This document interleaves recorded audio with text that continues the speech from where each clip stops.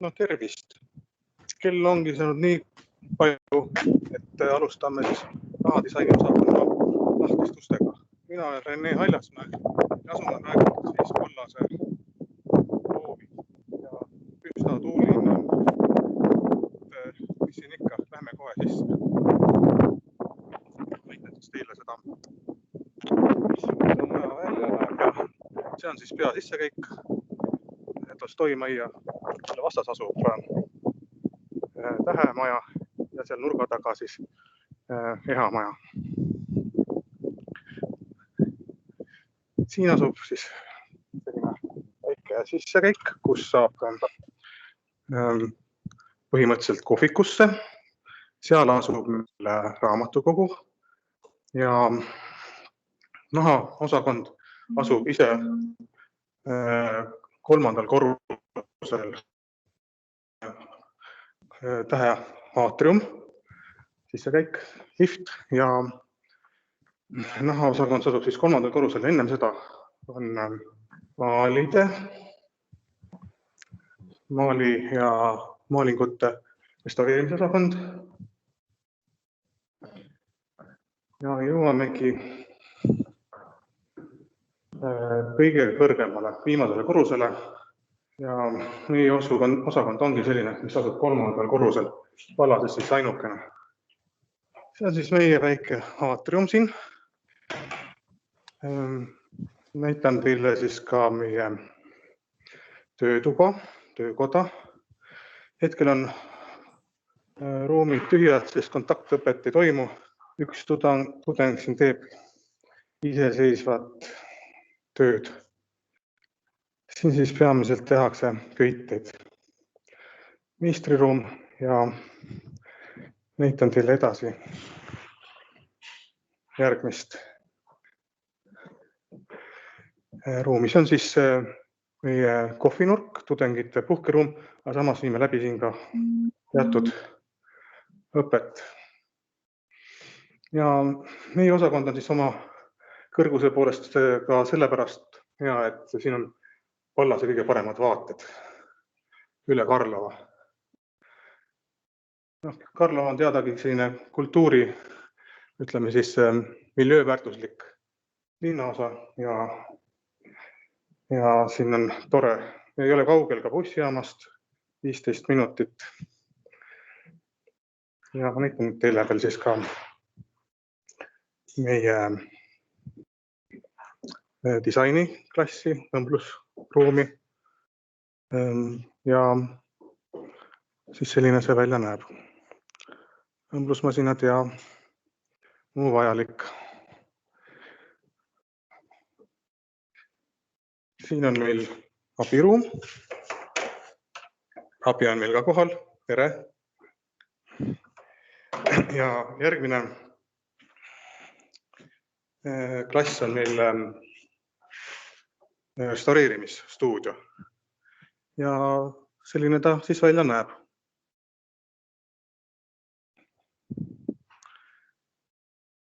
Ja siirdume edasi järgmisse ruumi. See on siis professorite kamber, kus siis ka mina esitsen koos helivahinguga. Ja enne kui me sisse läheme, ma näitan teile veel joonistamisklassi, mis ka siis siia sama kõrvale jääb. Aga nüüd ma hetkeks lülitan välja.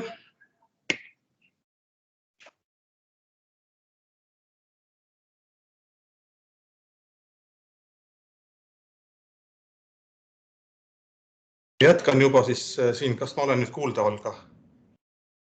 Jah. Ja oletatavasti ka siis ka näha.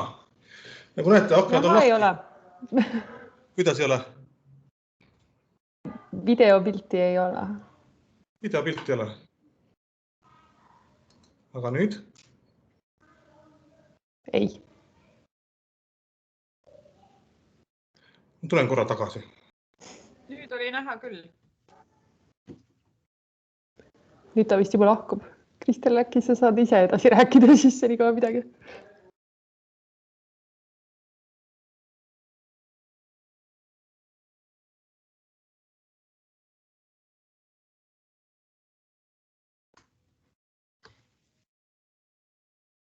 Kas... Aha, Rene logib välja. Tulen tagasi. Kas minu nägu on ka näha? Jaa, on näha küll. Väga hea.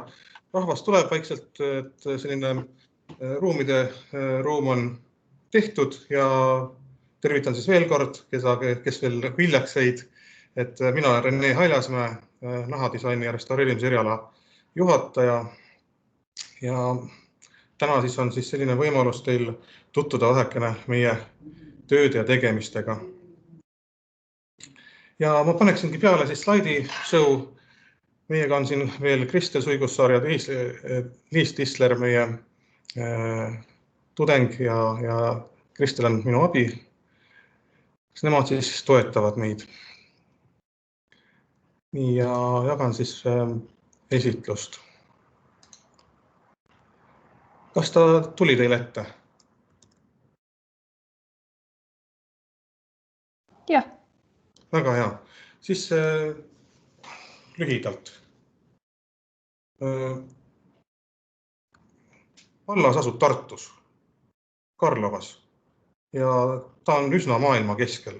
Siia pole palju tulla igalt poolt mujalt ja sama palju maad minna teistesse koolidesse, näiteks Erasmuse koolidesse, kus me oma tudengid siis, kus nad käivad ennast praktikatel täiendamas. Ja Vallasel endal ei ole ühiselamut, aga Tartus siin samas Karlovas on palju selliseid üürikaid, kus kohas on võimalik siis tudengitel end majutada. Ennist ma just jalutasin siin majade vahel ringi, aga nii nad näevad siis fotodel.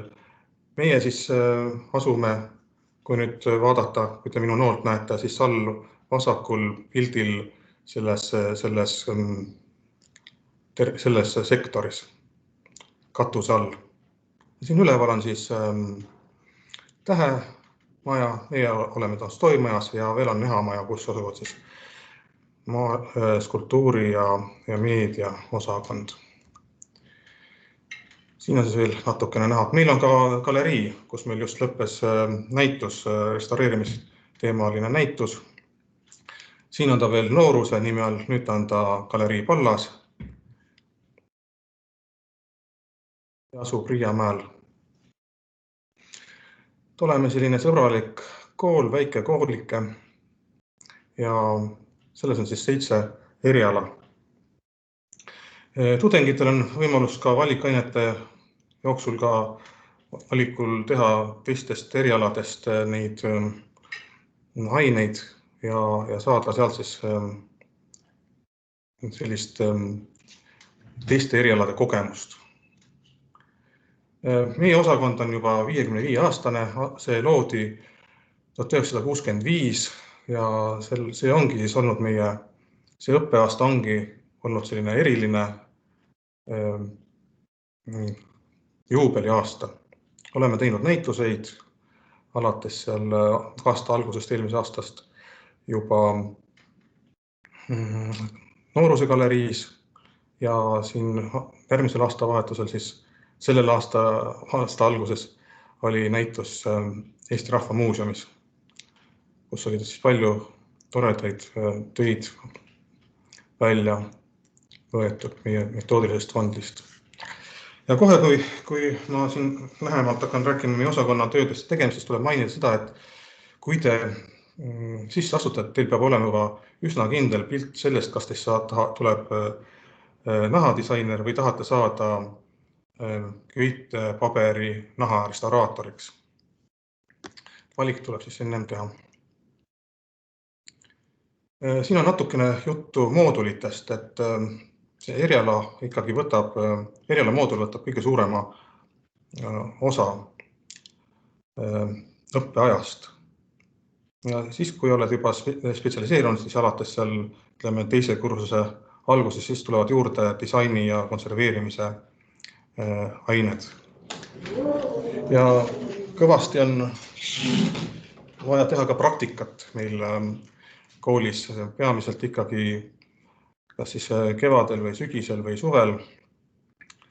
Ja seda on siis 15 erialainepunkti. Ja loomulikult meie kool lõpeb lõputööga ja see on sellisest kursusetööst mahukam ja põhjalikum ja koosneb siis 2 osast, kirjalikust ja praktilisest tööst. Praktiline töö on selles suhtes kaalukam. Nii, ja siin on kirjas siis meie praktikakohad ja partnerid. Näha siis on esindatud konserveerimise vallas on mäluasutused, tuntud Eesti mäluasutused, paljud Tartus, aga ka Tallinnas. Ja disaini praktikakohad on siin samuti näha, mainida, siis võiks ka seda, et Stella Soomlais ja Tiina Andron, nemad on ka meie vilistlased, samuti Anni Jansman. Ja samuti võib ka nende stuudiotesse siis minna praktikale. Ja miks ka mitte võtta neid oma lõputööde juhendajaks.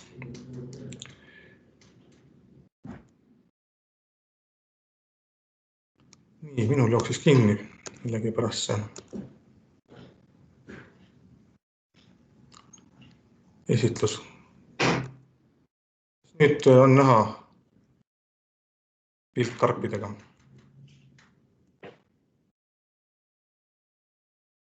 Nii, näete? Jah. Ja, ma mõtlesin juba, ma hangusin ära. Nii, et mida me siis teeme selle 4 pika ja töise aasta jooksul? See on palju erinevaid aineid, erialaseid üldaineid ja neid siis põimuvad omavahel, neid tuleb siis paralleelselt läbida. Karbid, märkmikud, raamatud, köited on siin sellel slaidil siis näha, käevõrud. Nahatöö tegemises on vaja spetsiaalseid tööriistu ja oskuseid. Köitmine on üks tähtis osa meie õppest, mis algab siis selliste lihtsamate köidetega, lõpeb prantsuse köitega, liimiga ja liimita köited, kõik erinevad vormid. Siin on näha siis vasakul meie ühe lõpetaja, kes nüüd sel aastal lõpetab eelmisel aastal tehtud konkursitöö, mis pärvis suure tähelepanu rahvusvahelisel konkursil. Teemaks oli siis Valdur Mikita ja Minemetsa oli teemaks. Samuti on lõputöödena tehtud siis jalanõusid, kotte, ehteid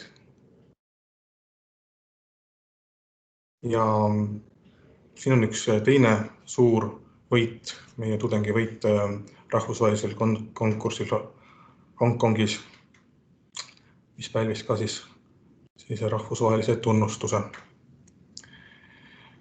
Et kuigi see naha tootmine on selline ressursikulukas, oleme me siis võtnud ka õppesse sellise mõtte, et võimalikult kõik ära kasutada, kõik nahk ära kasutada, midagi raisku ei läheks. Siin on üks selline lõputöö. Eelmisel aastal oli üks lõputöö siis Kaire Abikinnonini poolt tehtud, kus siis ta uuris vestaksessuaaride tootearendust neuroturunduse abil. Et põhimõtteliselt siis sellega, kuidas siis inimese silm jälgib pilti, kuidas ta jälgib seda aksessuaari ja mis osad siis nagu siis rohkem paeluvad ja missugused mitte, oli siis tema töö tulemus. Samamoodi on meie tudengid käinud siis ka lõputöid tegemas teistes mäluasutustes. Siin siis on näha Torel Saabre üle-eelmise aasta lõputöö, kus ta siis korrastas väga kehvas olukorras pergamentköite ja tegi siis uurimuse sellest Tallinna Toomkooli pergamentköidete kogust. Teine restaureerimisala lõputöö oli siis Lisanne Treieli poolt tehtud, kus siis ta uuris raudkallustrüki fotokoopiate konserveerimist. Ka sellised suured plaanid väga kehvas olukorras said korda tehtud ja asuvad nüüd kenasti Eesti Rahvusarhiivis Tartus. Tema sai ka sinna töökoha, et ta on nüüd seal tööl, konservaatori ametikohal. Siis teine lõputöö eelmisest aastast on siis Kaisa Suurmanni poolt papalustel paberfotode säilitamisest, mis siis asusid Eesti Rahva Muuseumis, Heimtali muuseumi fotokogus. Et fotorestaureerimist meil otseselt õppekavas ei ole, aga Kaisal just jäi vajaka just see, et ta kõike muud paberi ja papi restaureerimise meetodit jõudis nii õppe kui ka praktikatel läbida ja siis ta palve või soov oli, et prooviks siis fotot ka ja niimoodi ta siis selle teema leidis ja teostas.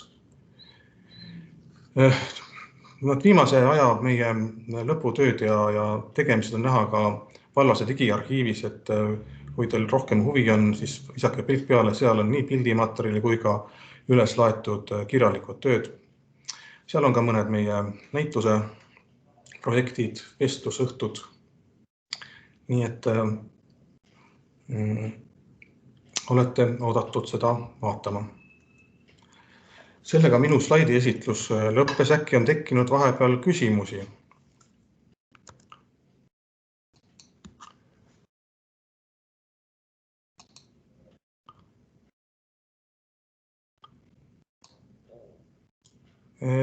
Tundub, et ei ole, aga kirjas ma ei näe, et oleks. Võib-olla nüüd ma annaksin sõna korraks Kristile, kes oskab võib-olla paremini rääkida seda praktikate korraldamist ja kulgu ja mis seal nõutakse ja mis see tulem on, sest see moodustab suure osa meie õppest. Ja, praktika on tõesti väga suure mahuga, võrreldav lõputöö mahuga. Tõesti juba eelnevast esitlusest tuli ka välja, et millistes kohtades seda tehakse ja teostatakse siis enamasti 3. ja 4. aasta lõpus ja siis valitud asutuste juures, et kus siis õpilane ise leiab selle huvipunkti, milles ta soovib endale lisateadmisi ja oma seniseid kogemusi, teadmisi siis rakendada. Ja ka on variandid praktikat sooritada võõrsil, et on käidud ka Erasmusega 3-kuulisel suvepraktikal. Ja tegelikult on meil siin ühe praktikal käinud ka Liis Tisler, kes meiega siin ühes ruumis viibib, et tema saab oma kogemusi tegelikult siit otse ka jagada. Nii et ma annaksin ühelt poolt siis edasi sõna Liisile.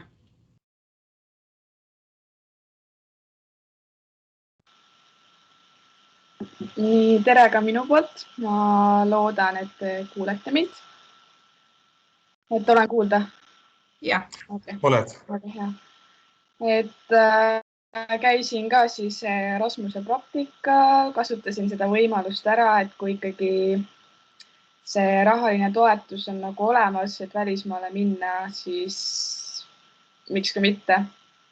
Et olin seal 2 kuud Hispaanias ja see andis mulle väga palju juurde. Üldse tegelikult praktika nagu ongi see põhiasi tegelikult, kus sa õpid kõige rohkem. Et võrreldes põhjamaise disainiga on ikkagi selline lõunamaine disain natuke teistsugusem, värvilisem ja ma just tegelesin vöökottidega, sellised festivali vöökotid seal Hispaanias, kus ma saingi siis õppida, kuidas üldse vöökotte teha ja just festivali stiilis, et need olid sai punumist õppida, nahas punumist, kivide lisamist, mustrite tegemist ja üldse ka selle keeleline osa oli ka selline väljakutse mulle, sest juhendaja oskas inglise keelt, aga ta ei saanud minu inglise keelest aru, nii et mina pidin nagu hispaania keeles rääkima. Aga see ei olnudki mulle probleem, sellepärast et ma olen eelnevad hispaania keelt õppinud, et mul ikkagi oli siuke algtase, et ma päris läbinisti ka ei osanud kõiki asju öelda. Aga selle algtaseme kohta ma sain päris hästi hakkama. Nii et no muidugi oleneb, kus sa siis praktikale saad, et kui sul on nagu huvi minna. Aga üldjoones ikkagi soovitan, et ma ei tea kuidagi, kuidas siin koroona ajal nagu hakkab see kõik olema see reisimine, aga ma arvan, et need olud paranevad ja et on võimalus ka nüüd järgmisel aastal võib-olla paremad võimalused nagu minna praktikale ka. Ja ma ei teagi, kas ma räägin veel millestki. Jaa, väga tore. Sina oled ju lõpetaja, sa hakkad nüüd lõpetama, aga räägi võib-olla üldse sellest tudengi elust, oma elust selle 4 aasta jooksul, mis olid sellised tähthetked või põnevamad ained, mis sa läbi oled teinud? No selle ütlen kohe seda, et sellepärast ei pea muretsema, et kui sa nüüd soovid siia nahaosakonda tulla ja mõtled, et ma üldse ikka ei oska, nagu ei oska õmmeldagi, et mis saab ja kas ma saan hakkama, et saad küll hakkama, et kõik on õpitav. Et mina nagu olin eelnevalt õmblemisega tegelenud selles mõttes, et enam-vähem ikkagi oli teada, kuidas see asi käib. Aga naha kui materjaliga ma polnud enne kokku puutunud, nii et natuke hirmus oli ikka. Aga samas kõik õppejõud on nagu hästi toetavad ja hästi sõbralikud ja see nagu nii palju annab juurde, et just need õppejõud annavad neid oskusi kvaliteetselt edasi ja on hästi toetavad ka ja hästi mõistvad. Et mulle andiski see nii palju ja ma olin ise väga motiveeritud õppima, sest mind täiega huvitas see naha eriala. Ja kui see 4 aastat juba ära olla, siis selline loomingulisus läheb alla, et alguses võib-olla ma ise tundsin oma suht kinni, aga seal koolis olles, kui ikka teisi aineid õppida, joonistamine, maalimine ja fotograafia ja nii edasi, et siis ma tundsin, kuidas nagu oli võib-olla rohkem inspiratsiooni, et kindlasti ka need tudengid, kes seal koolis on, inspireerisid mind igatepidi ja et see keskkond on hästi toetav, et kui selle loomingulise disaini alaga üldse nagu tegeleda.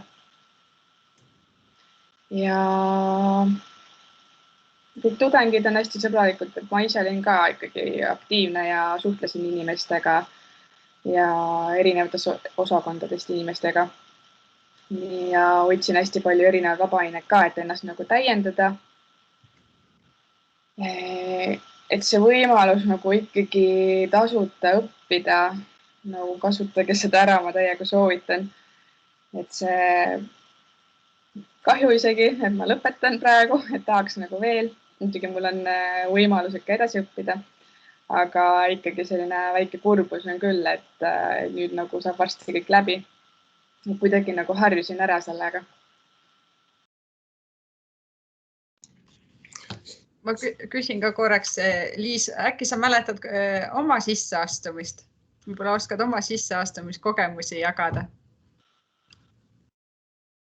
Sellega on selline lugu, et tegelikult eelnevalt ma olin juba proovinud sinna Palasesse nagu nii-öelda saada, aga siis ma proovisin fotoosakonda.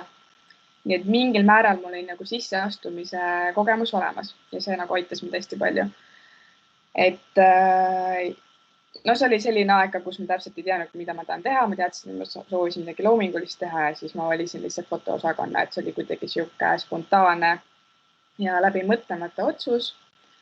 Aga mida aeg edasi, siis sain endas rohkem aru ja ma teadsin, mida ma soovin teha. Et nahaosakond siis oli mul esimene valik lõpuks, kui ma päriselt soovisin Pallasesse sisse astuda. Nii et kuna ma eelnevalt teadsin, mida see umbes tähendab, siis see aitas mind nii palju ja pluss oli ka tuttavaid, kes siis nagu andsid ka väikest lisainfot, et mis seal võidakse küsida või mis seal peaks nagu tegema. Et selles suhtes ma soovitan teil olla teie ise ja enesekindlus on ka nagu suur võit. Et kuna ma teadsin, mida ma tahan ja kes ma olen, siis ma olin lihtsalt, et nii on. Ja see, ma arvan, aitaski ka mind edasi. Et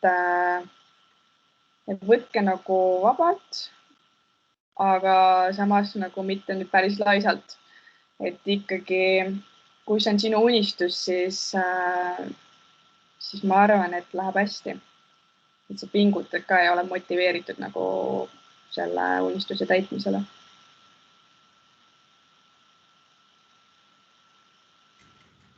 Aitäh! Kas on vahepeal tekkinud küsimusi sisseastumiskandidaatide poolt? Võib ka kirjutada.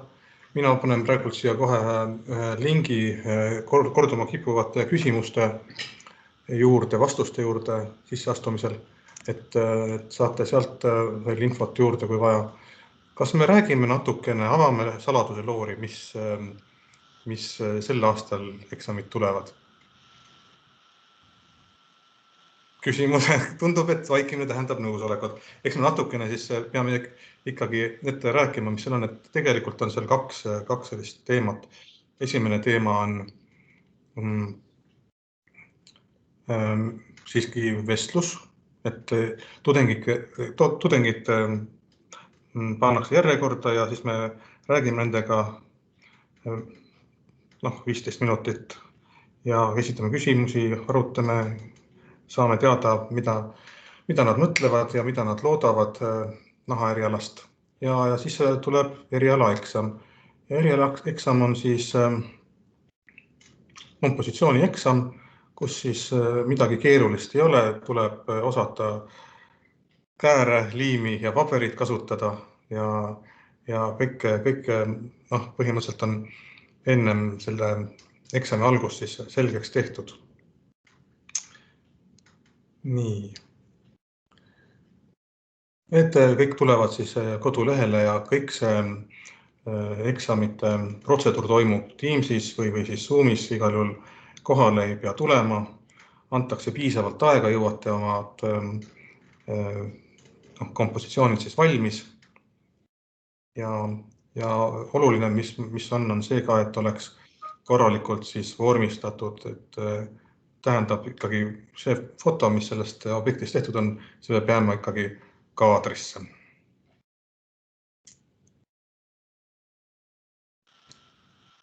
Nii, aga... Ja ma lisan ka, et kui on nagu täiendavaid küsimusi mulle nii-öelda siis kui tudengile, et siis võib mind Facebookis kas või üles otsida ja kirjutada, et kui siin ei julge nagu avalikult küsida.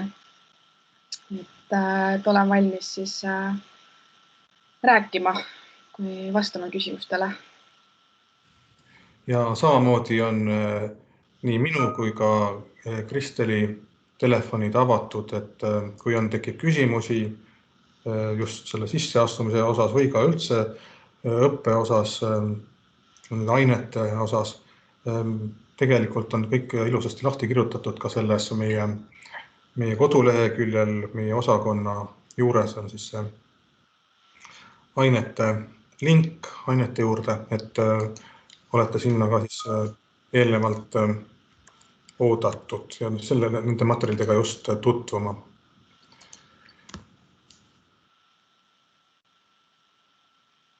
Ja kirjutada võib ka, et kui telefonitsi ei toimi ühendus, siis saab kirja teel ka oma päringut saata.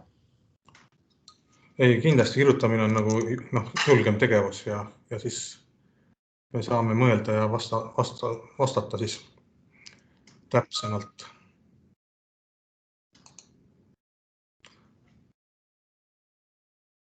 Aga pool tundi on läinud linnulennul ja ma võib-olla siin kokkuvõttes siis panen ikkagi siia lõppu veel juurde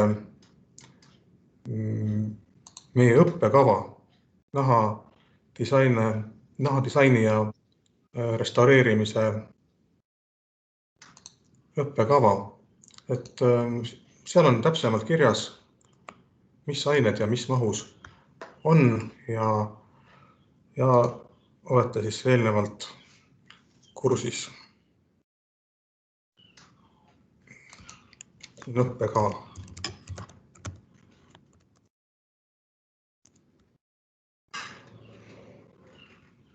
Kas endiselt ei ole siin küsimusi tekkinud? Ma siis hakkaksin siis otsi kokku tõmbama või äkki tuleb veel midagi?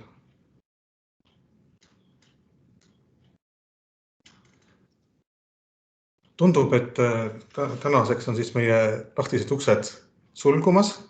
Tänan kõiki kohalviibijaid, tänan õppejõudu ja Liisi, et ootame siis teid juba konsultatsioonidesse, mis on ka siis vallase koduleheküljel üleval ja saate seal siis väikseid vihjeid sisseastumise eksamite edukaks teostamiseks.